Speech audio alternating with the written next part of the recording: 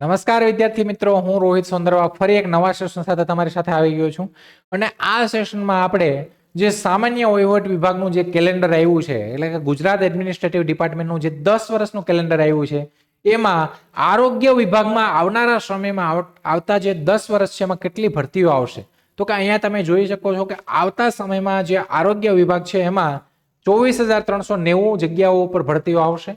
અને આ એક સારી ઓપોર્ચ્યુનિટી છે આપણા માટે કે ભાઈ 16 થી 17 જે વિભાગો છે એના વિભાગ વાઇઝ કયા પોસ્ટ ઉપર કેટલી ભરતીઓ એ પણ આવતા 10 વર્ષમાં 2 લાખથી પણ વધારે ભરતીઓ આવવાની છે અને એની હું તમને સંપૂર્ણ માહિતી છે એ સામાન્ય વહીવટ વિભાગે આપી દીધી છે. હવે આપણે આપણા આયોજન પ્રમાણે કામ કરવાનું છે અને શોર્ટમાં આપણે મીન કે આપણે વહેલા તકે કોઈ એક પોસ્ટ ઉપર આપણે સિક્યોર થઈ અને આપણે નોકરીમાં લાગી જવાનું છે. તો આરોગ્ય વિભાગની કે જે લોકોએ FSW સાથે સાથે ANM GNM કે આરોગ્ય વિભાગની જે ભરતીઓની સિનિયર ક્લાર્ક જુનિયર ક્લાર્ક બધી ભરતીઓ આવે છે, તો એની તૈયારી કરતા વિદ્યાર્થીઓ માટે એક સારી ઓપોર્ચ્યુનિટી છે. વર્ષ વાઇઝ વર્ષ તમને 2024 થી લઈને 33 સુધીનું કેલેન્ડર આપી દીધું છે. આ જે ઠરાવ છે તો એ 2024 થી 33 નો જે કેલેન્ડર છે એ છે આ 26 સપ્ટેમ્બરના રોજ આવે છે. હવે શું કીધું તો કે ભાઈ પ્રીવિયસલી અમે 10 વર્ષનું કેલેન્ડર આપ્યું હતું 2014 થી 23 નું, સેમ એવું જ કેલેન્ડર 2033 સુધીનું 2024 થી 33 સુધીનું આપીએ છીએ. આ કેલેન્ડરમાં કે આવનારા સમયમાં આવનારા 10 વર્ષમાં જે છે અમે કામ કરશું એની વિશે આ લોકોએ કીધું. હવે આની જે મીટિંગ થઈ છે તો કે health and family welfare department, તો કે આરોગ્યનું ખાતું છે જે આપણું ગુજરાતનું, એની મીટિંગ થઈ એમાં શું આ લોકોએ ડિસ્કશન કર્યું તો કે એમાં શું કીધું કે ટોટલ જે 55 કેડર છે health family welfare department was discuss, એટલે કે 55 જે કેડર છે એની વિશે આ લોકોએ ડિસ્કશન કરેલી મીટિંગમાં. ઠીક છે. આગળ તો કે બીજી વસ્તુ તો કે આ થોડા ઘણા સુધારા વધારા છે. કેમાં તો કે ભાઈ પ્રમોશનના જે સુધારા વધારા છે કઈ પોસ્ટમાં તો કે administrative officer class 2 medical education, તો એના પ્રમોશનમાં થોડા ઘણા સુધારા એમેન્ડમેન્ટ કરવાના એને ડિસ્કશન કર્યું છે. સાથે સાથે આયુષના જે એમ્પ્લોય છે એના થોડા સુધારા વધારાઓને એ બધું ડિસ્કશન કર્યું છે.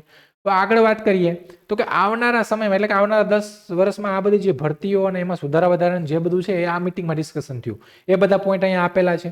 હવે આ મેન છે આપણા માટે કે ભાઈ આવનારા સમયમાં કયા ડિપાર્ટમેન્ટમાં કઈ ભરતીઓ અને કેટલી ભરતીઓ આવશે એ બધું અહીંયા તમને આપ્યું છે. અહીંયા તમને નેમ ઓફ HOD આપ્યું છે, એની સાથે સાથે કેડર નેમ એટલે પોસ્ટ નેમ અને ક્લાસ કયો છે એ આપ્યો છે. સાથે ફાઇનલ એટલે કે એમાં તમારે કેટલી જગ્યાની રિક્વાયરમેન્ટ છે એ કેટલા સ્ટાફની રિક્વાયરમેન્ટ છે એ આપી છે. અહીંયા પ્રમોશનનો રેશિયો આપ્યો કે ભાઈ ડાયરેક્ટ પ્રમોશન સેમી પ્રમોશન તો એ કેટલો છે એ આપ્યો. Number of post direct recruitment કેટલી, તો આપણે આ જ ધ્યાનમાં લેવાનું છે. આપણા માટે ઇમ્પોર્ટન્ટ કોલમ આ જ છે કે ભાઈ આ ભરતી પ્રક્રિયાથી આ થશે. આ કોલમમાં જે પણ હશે ને આ તો કે કરંટ કેટલી જે જગ્યા ખાલી છે જે ડાયરેક્ટ રિક્રુટમેન્ટથી ભરવાની બાકી હોય. બીજું તો કે રિક્વેઝિશન છે કોઈ રિક્રુટમેન્ટ એજન્સીની. બીજું કે આ તો કે આ આવતા 10 વર્ષની નિવૃત્તિ છે કે ભાઈ આવતા 10 વર્ષમાં કેટલા લોકો નિવૃત્ત થશે. આ છે આવતા 10 વર્ષમાં કેટલા લોકોને બઢતી મળશે, પ્રમોશન મળશે એ છે. ઠીક છે. 2024 થી લઈ અને તમને 2033 સુધી આપી દીધું ટોટલ. હવે વાત કરીએ સિનિયર ક્લાર્કની ક્લાસ 3. હવે એસિકમાં જો એસિકમાં સિનિયર ક્લાર્કની જરૂરિયાત છે તો એમાં 2024માં 3 જગ્યાઓ હતી. આ ઠીક છે. જુનિયર ક્લાર્કની 132. તો 2025 ની વાત કરીએ તો અહીંયા જો આ FSW ને MPSW તો એની જે 180 અને 265 જગ્યાઓ હતી. ઠીક છે. હવે આની આવનારી ભરતી ક્યારે આવશે તો કે અહીંયા આવશે 2024માં. બીજે ક્યાંય તમે જો જગ્યાઓ ઓછી છે પણ પોસ્ટ બી બધી સારી છે ઘણી બધી.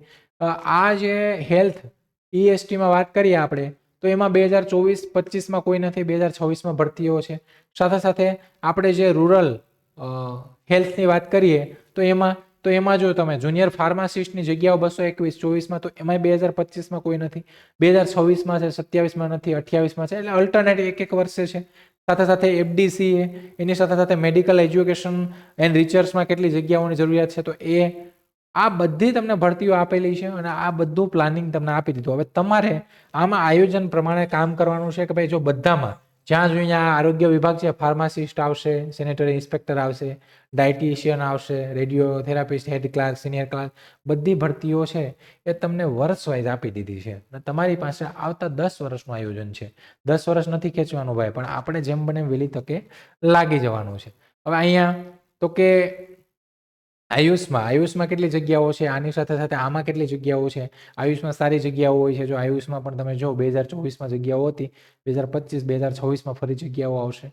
સાથે તમે વાત કરો તો કે આ સિનિયર ક્લાર્ક આયુષમાં ક્લાસ અને જુનિયર ક્લાર્ક, તો એમાં સેપરેટ જગ્યાઓ, તો એની પણ 2025માં 15 અને એવી જગ્યાઓ આપેલી છે. પ્રપોઝડ પ્લાનિંગ કેટલી જગ્યાઓનું પ્લાનિંગ છે.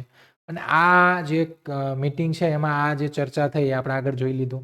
બીજી વસ્તુ કે આ થોડું ઘણું એનું એવું છે કે ભાઈ આમાં આ લોકોએ સુધારા વધારે સ્ટ્રેન્થ છે કે કેટલી સ્ટ્રેન્થ ઓછી કરવી વધારવી, એના માટે આ એક પેજે આપ્યું કે ભાઈ આ બધી પોસ્ટો છે એનો પે સ્કેલ એટલો છે, અત્યારે હાલમાં એટલી પ્રેઝન્ટ સ્ટ્રેન્થ કેડરની સ્ટ્રેન્થ છે, તો એ ઘટાડવી, તો અહીં માઇનસ એટલે ઘટાડી છે, હવે 0 થઈ ગઈ સ્ટ્રેન્થ, અહીંયા પણ ઘટાડી દીધા 0 થઈ ગઈ, એટલે એનો મતલબ એ પોસ્ટ નાબૂદ કરી દીધી હશે અથવા કોઈ મર્જ કરી દીધી હશે.